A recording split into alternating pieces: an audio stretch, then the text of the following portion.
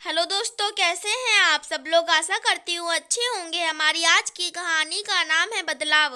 अरे बहुरिया, कहाँ हो? अभी तक खाना नहीं बना क्या? बरामदे में पटले पर बैठी सुलेखा जी जोर से चिल्लाई। बीना सर पर पल्लू ठीक करती थाली में खाना ले सासू माँ के पास पहुंची। खाना सासू माँ के सामने रख किनारे खड़ी हो गई। सब डाइनिंग टेबल पर खाना खाते हैं, पर इतनी उम्र हो जाने के बावजूद सुलेखा जी पुरानी परंपरा के तहत पटले पर ही बैठकर खाती हैं। नई बहू माही दादी सास का ये रुतबा देखकर डर गई, रसोई के कोने में दुबक गई।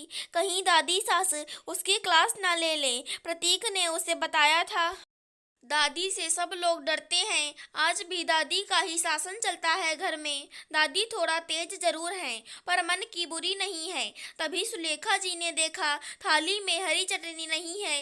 ये क्या बहुरिया, अब तुम सास बन गई हो तो लापरवाह हो गई हो। क्या हुआ माँ जी? बीना जी ने थाली में झांका, तुरंत रसोई में आई।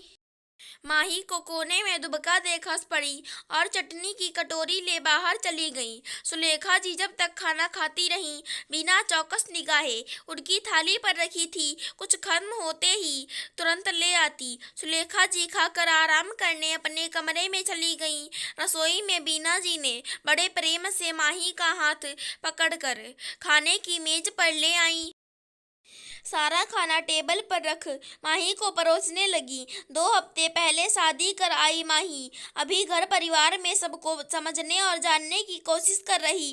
दादी सास के स्वभाव के बारे में जानकर वो उनसे डर कर कन्नी काटती है। मम्मा, एक बात पूछूं? माही बोली तो बीना जी ने सिर हिला दिया। उनका आश्वासन पा माही बोली, आप दादी की डांट इतना क्यों बर्दाश्त करती हैं? मैं देखती हूँ वे अक्सर आपके ऊपर गुस्सा निकालती हैं। क्या आप भी मुझे ऐसे ही डांटा करेंगी? माही के बोलते ही बीना जी हंस पड़ी। हट पगली, कोई अपनी इतनी प्यारी बहू को डांटेगा? और माँ जी की ये डांट असल में उनका प्यार है। वे हर समय हमें अपने पास देखना चाहती हैं, इसलिए गुस्सा करती रहती हैं। बीना ने माही को प्यार से समझाया। जानती थी बहू अभी नहीं है, उसको सकारात्मक बातें ही बतानी है। नकारात्मक बातें सुन वो एक नकारात्मकता से भर जाएगी और रिश्तों का मर्म नहीं समझ पाएगी। जब समझेगी नहीं तो इस घर को अपना घर कैसे समझेगी? घर समझदारी से चलता है। दोनों को एक साथ प्रेम से खाते देख सुलेखा जी ने अपना चश्मा ठीक कर अपनी गोल गोल आंखों से सास बहू के रिश्ते की नई शुरुआत देखी। उनको कुछ अच्छा भी लगा, कुछ बुरा भी। धीरे से अपने कमरे में वापस चली गई। बीना जी को अपना समय याद आया, जब ब्याह कर वे इस घर में आई थी। माँ बाप की लाडली थी और कम उम्र का बचपना।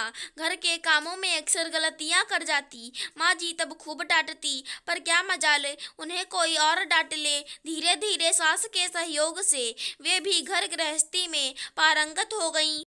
सुलेखा जी थोड़ा पुराने ख्यालात की थी, अतः बहू के लिए ढेरों वर्जनाएं थी। इतने वर्जनाओं के बावजूद एक चीज उन्होंने सही की, वो बीना जी की पढ़ाई थी। सुलेखा जी सबके विरुद्ध जाकर उनकी अधूरी पढ़ाई पूरी करवाई। उठने में देर हो जाए कभी तो सुलेखा जी उसके माँ बाप से लेकर 7 पीढ़ियों तक को ना बख्शती।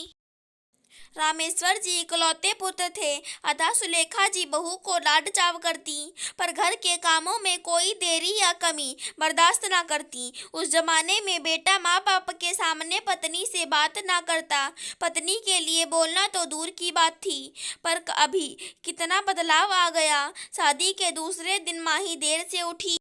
बीना जी उठाने गईं क्योंकि रिश्तेदार जा रहे थे। बहू की पैर छुआई करानी थी। प्रतीक बोला, माँ माही देर से सोई है। नई जगह उसे नींद नहीं आ रही थी, उसे थोड़ा और सो लेने दो। प्रतीक की बात सुन बीना जी ने उसके सर पर प्यार से चपत लगाते हुए बोली, एक ही दिन में तू बहू का भक्त हो गया।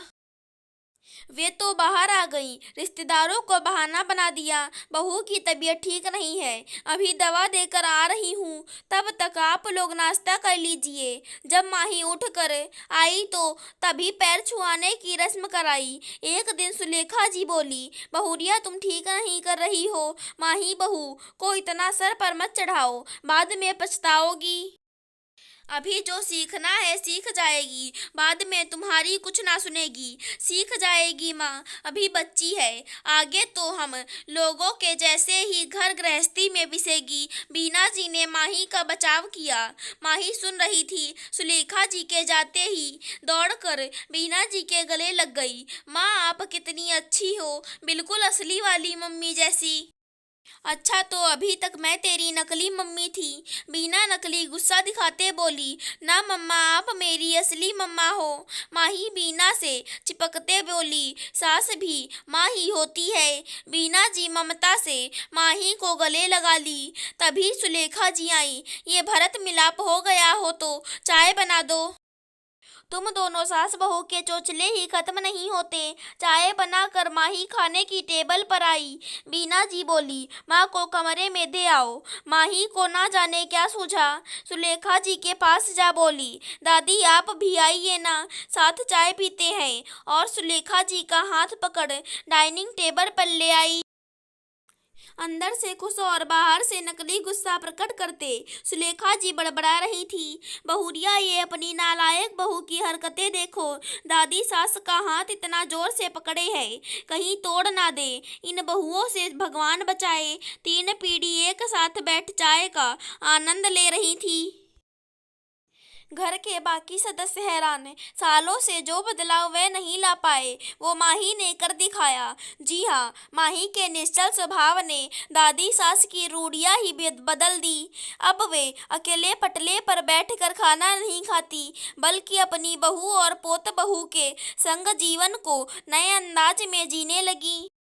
एक कड़क सास, एक स्नेहमयी सास और एक निश्चल स्वभाव की प्यारी बहू, ये पीढ़ियों का अंतराल जीने के अंदाज को ही नहीं, घर के माहौल को भी बदल दिया है। अब माही को अपना घर सुंदर बगिया लगने लगी, जहाँ भिन्न फूल होकर भी सब स्नेह से जुड़े हैं। अगर हमारी आज की कहानी पसंद आई हो तो चैनल को सब्सक्राइब करें। धन्यवाद दोस्तों।